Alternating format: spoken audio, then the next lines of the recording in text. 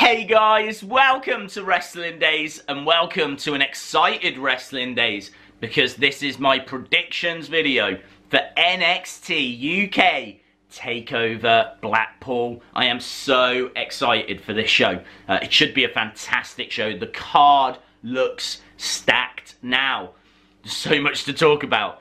This is taking place in Blackpool at the Winter Gardens, which is the same venue as where they were 2 years ago. I was there 2 years ago to see Tyler Bate win the first ever United Kingdom Championship. It was a big moment. It's one of my favourite moments I've ever seen live.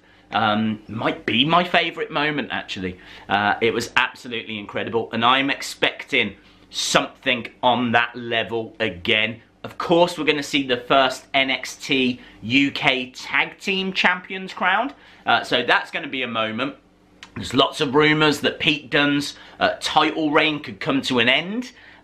So there's so much we need to cover. But we're going to put it to one side because other news came through today about NXT UK. And that is they have a performance centre.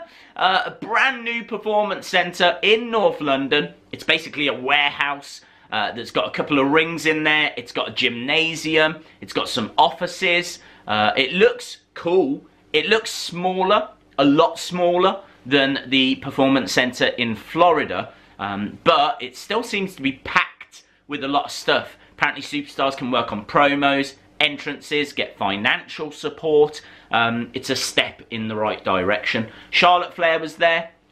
Triple H was there. Shawn Michaels was there. Finn Balor was there. I would expect to see all of those on NXT UK TAKEOVER Blackpool. I'm not saying they're going to get involved, but I could imagine them being ringside to give it a bit of star power, you know, or maybe even making presentations. So we will have to see. But very exciting news. So the final kind of thing I wanted to talk about was Walter. I feel like Walter is going to be the big surprise here. Walter is the current Progress champion. He is known to UK wrestling fans. He's a decent sized name, so I could see him being someone that sat ringside. They could announce that he's just signed with NXT UK. I would prefer it if he came down and actually got involved, like interfered. I think that'd be really cool. But they normally, at these takeover shows, have the new signees just ringside, like waving, with a little banner at the bottom, like, you know, just signed to NXT UK. So we will have to see kind of what comes out of that. But that's the surprise I'm expecting. So let's get to the predictions, shall we? Let's have a look at the first match. Travis Banks against Jordan Devlin. This was just announced the other day, and it's really hard to call. Really hard to call. Travis Banks has been out with injury for a little while. Jordan Devlin's been having great matches, most notably that championship match against Pete Dunne. That match was incredible. Again, I was there live. It was incredible. So, it's so hard to call. I'm going to say Travis Banks. I feel like Travis Banks needs a bit of a push, and this would be a massive push to get a victory at the first ever NXT UK TakeOver show, and against someone of the caliber of Jordan Devlin. I think that would be really cool. The only thing that kind of crosses my mind is that if Finn Balor is there, Finn Balor trained Jordan Devlin, and it wouldn't be out of the realms of possibility for Devlin to get a victory and then end with a bit of a stare down with Finn Balor. I'm not saying we're going to get Finn Balor against Jordan Devlin, but they could do something there. That would be very interesting. So a difficult one to call, but I'll go with Travis Banks. Next up, Dave Mastiff against Eddie Dennis. Now, Eddie Dennis, when he was brought in, he was getting video packages. He was getting a big push. He's been okay in the ring. I can't say his matches have blown me away. I really like Dave Mastiff though. Dave Mastiff is a great big guy. Like, he plays the role of a big guy so well. Reminds me a lot of Vader. Very agile. He even has like the same kind of ring attire, which totally to me says that he's aware that Vader is an influence. So I love Dave Mastiff. I really want Mastiff to win. I think Eddie Dennis wins because I think they want to push Eddie Dennis. And so I think they're just going to keep Dave Mastiff down at the moment until the time is right. I could see Pete Dunne against Eddie Dennis in the future. So I think Eddie Dennis wins here. Next up, we got the Women's Championship match. Rhea Ripley taking on Toni Storm. And I think Rhea Ripley retains. Part of me wonders, you know, if Toni Storm was meant to win that title. I wonder if Toni Storm, and the plans were that Toni Storm was meant to win it, because I was, again, there live to watch that match, the Rhea Ripley-Toni Storm match, and it ended early. It felt like Rhea Ripley dominated, and then Toni Storm started coming back into the match, but she couldn't get the job done, and she kept holding her lower back, and it looked to me like she was apologising to Triple H after. So I honestly don't know if Rhea Ripley was meant to win that title. Maybe she was. Maybe it's just great storytelling. I watch Raw, which means I'm not subjected to great storytelling. So if it is, fantastic job. But I do wonder if Toni was meant to win it. Either way, I do like Rhea Ripley. I think she's good on social media. I think she's decent in the ring. She is big. She is imposing. She's been in a couple of Mae Young Classics.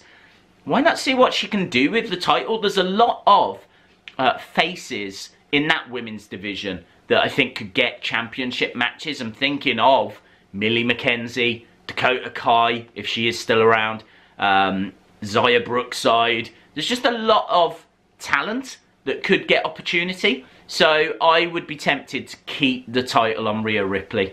Next, we've got the NXT Championship match. Pete Dunne against Joe Coffey. This could be Pete Dunne's biggest challenge in a long time. Joe Coffey is big. He is strong. He is dominant.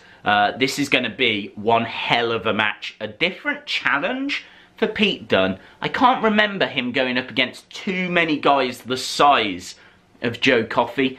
I feel like Pete Dunne will retain. I think people are expecting Joe Coffey to win. Again, it's 50-50. That's what I love about this card. Anything could happen. 50-50. We really could see the reign of a new champion here easily. I think stick with Pete Dunne. I think Pete Dunne is the poster boy for this. And why would you take the title away from him? I suppose then you've got Pete Dunne. And then you've also got the champion that's a different person. I totally get that. Oh, see, I'm talking myself out of it now. This is hard. I'm going to stick with Pete Dunne just because I want Pete Dunne. Finally then, we've got the NXT UK Tag Team Championship. This will crown the first ever NXT UK champions. And it is between Moustache Mountain and Grizzled Young Veterans. So Moustache Mountain is Tyler Bate, Trent 7. Grizzled Young Veterans is Zack Gibson and James Drake. I think, you see, if this goes on last, then I think Moustache Mountain win it. If it doesn't, then I think Grizzled Young Veterans, because everyone knows Moustache Mountain. They really need other teams in that tag team division. It wouldn't make sense for Moustache Mountain to win here, because then who else have they got to face? They've already beaten Gallus, who is, you know, Wolfgang and Mark Coffey. So really, you're going to run out of teams. So it makes sense if you put it on Grizzled Young Veterans, because then at least you can do a rematch whilst other teams emerge. So I'm going to say that Moustache Mountain lose here, which will be weird, because I really feel like them winning would be a nice moment, and this show needs moments. But from a storyline perspective, I think it makes more sense to go with Grizzled Young Veterans. Awesome, guys. Those are my predictions. Let me know your thoughts in the comments below. There won't be a live stream for NXT UK TakeOver Blackpool because I am there. I can't watch it because I'm going to be there. I will watch it, obviously, afterwards to kind of see how it's presented, see what the commentary was saying, kind of see if there's any cutscenes that I missed, or see what it was like to watch from home. So I will watch it, but obviously not live because I am there. I will do a video though, giving you kind of my thoughts inside the building, kind of before and after the show. So make sure you hit that subscribe so you don't miss anything that's to come. If you like the video, give it a like, and I'll see you again next time. Bye for now.